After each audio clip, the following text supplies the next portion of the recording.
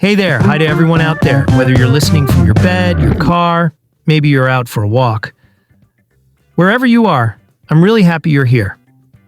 My name is Jake, and welcome to another episode of Relax Learning, the place where you can chill, listen, and improve your English without even noticing it.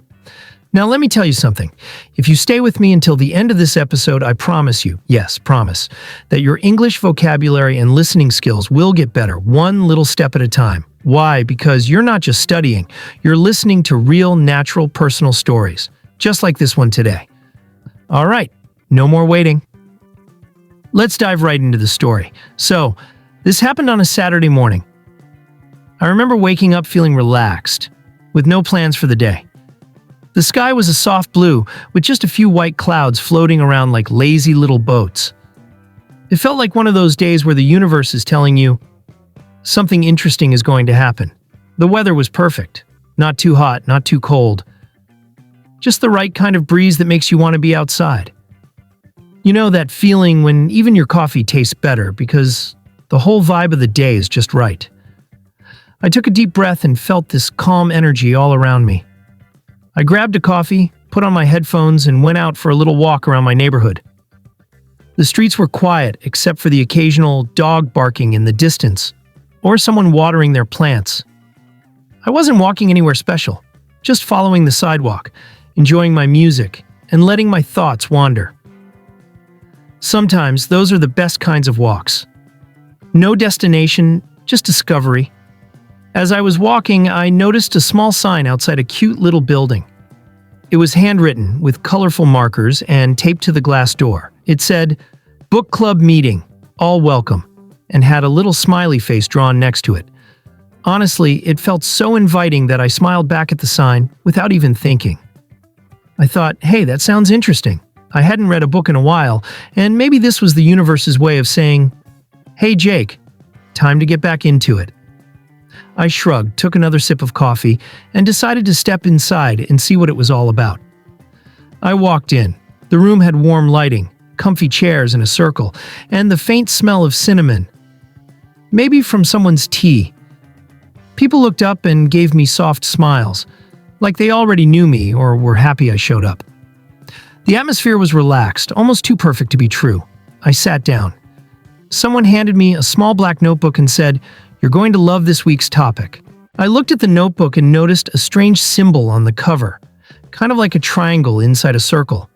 I thought, well, maybe it's some artsy book club theme. Sure, I'm in. Cool, right? It felt like a nice surprise. I was expecting some talk about fiction, maybe some poetry, a little tea, a few laughs. But instead, things got weird. Well, and not really. Because 5 minutes into the meeting, I realized something was off. No one had mentioned a book title. Instead, the conversation went straight into phrases like the universal energy within us and unlocking the hidden wisdom of our ancestors. I sat there, blinking slowly, thinking, am I in the right room? First, no one was actually talking about books. I started scanning the room for any kind of bookshelf or reading materials. There were none. Just candles, stones, and a big wooden box in the middle of the circle. The discussion started to feel more like a guided ritual than anything literary. They were talking about unlocking ancient knowledge and remembering who we really are. It sounded like a cross between a spiritual awakening workshop and a fantasy novel. Some people were even taking notes, like they were studying for a magical final exam. I shifted in my seat, already planning a polite excuse to leave. I was like, wait, what? Then they made us close our eyes and repeat this strange chant. The words didn't sound like English, or any language I recognized. Everyone chanted in unison, their voices getting louder with each repetition. It felt like a scene from a movie, but not the kind I'd want to be in. I didn't understand a word of it. I kept my mouth half open, pretending to join in, while trying to mimic the sounds they made. My brain was saying, "Abort mission, Jake. Get out now." But for some reason, my legs refused to move. Everyone around me seemed really into it, like they'd done this 100 times before. Their faces were peaceful, like they were connecting with something beyond this world. One guy even started crying. I kid you not. I opened one eye and peeked around, expecting someone to laugh and say it was a prank. Nope. I opened one eye and looked around. No one was laughing.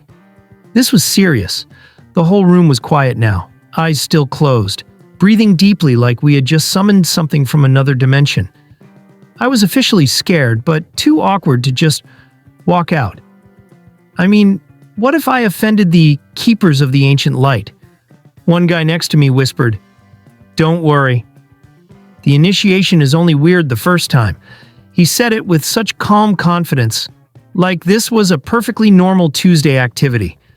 I nodded slowly, still unsure if I was in a dream or some kind of psychological experiment. Initiation? What initiation? I didn't sign up for this. I thought I was here for tea, cookies, and maybe a discussion about Shakespeare. At that point, I knew this was not a book club. This was something else. Something deeper, stranger, and way beyond my comfort zone.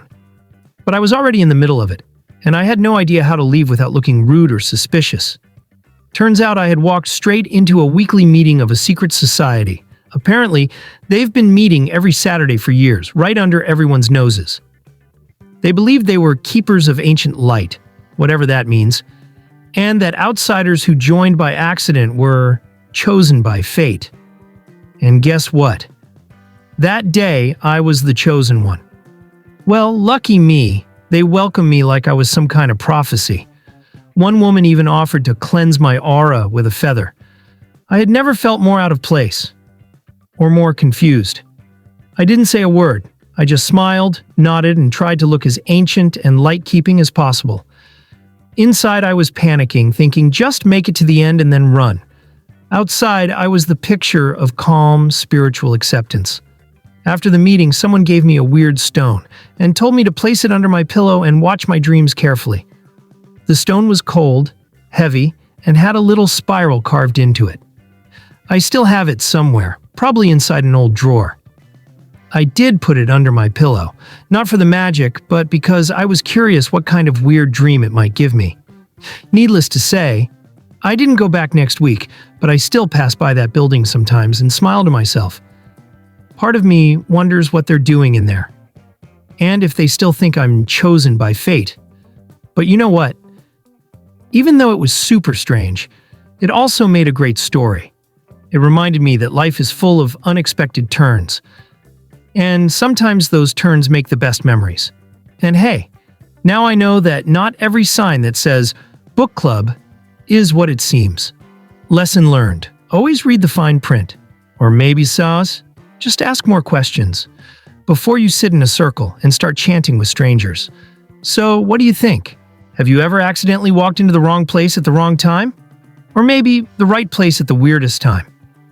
Let me know in the comments. I'd love to hear your story. And hey, in the description below, you'll find a playlist of all my other podcast episodes. Go check them out. Each one is full of fun stories and great listening practice.